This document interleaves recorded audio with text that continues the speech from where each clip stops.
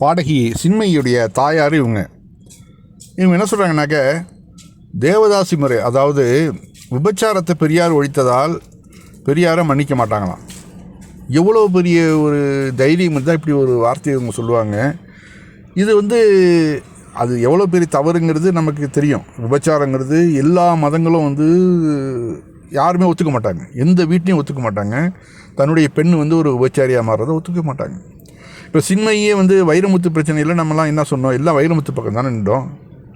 அவர் தவறாக பேசிட்டாருன்னு சொல்லிட்டு அது மாதிரி ஆணாதிக்க மனப்பான்மையோட அந்த சின்மையை அணுகுனது தவறு அப்படின்னு தான் எல்லாருமே சொல்கிறோம்.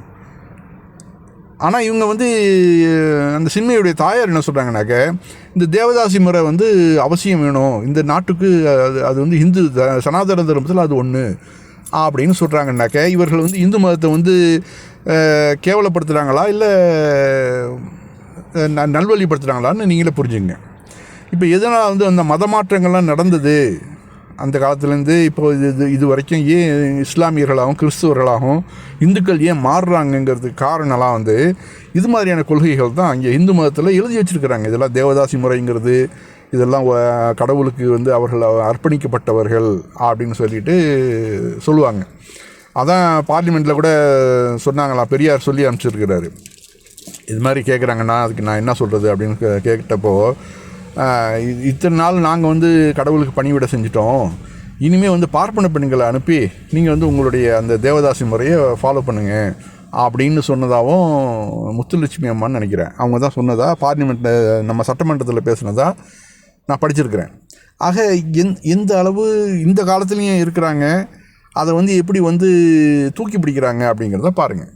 இதனால தான் இந்து மதம் தேய்தை ஒழிஞ்சு முஸ்லீம்கள் லவ் ஜிஹாத் பண்ணியோ இல்லை கேரளா ஸ்டோரி சொல்கிறது மாதிரிலாம் துப்பாக்கி முனையிலலாம் யாரும் மதத்தெல்லாம் வளர்க்குறது இல்லை. அப்படி இஸ்லாம் மதம் சொல்லவும் இல்லை எங்களுக்கு, புரியுதா? அவங்களோட பேட்டியும் பாருங்கள்.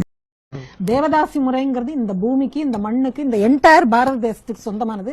அது எப்பேற்பட்ட வசதியான ஒரு சிஸ்டம், அதை செதைச்சதுங்கிறதுனால நான் பெரியாரை மன்னிக்க மாட்டேன்.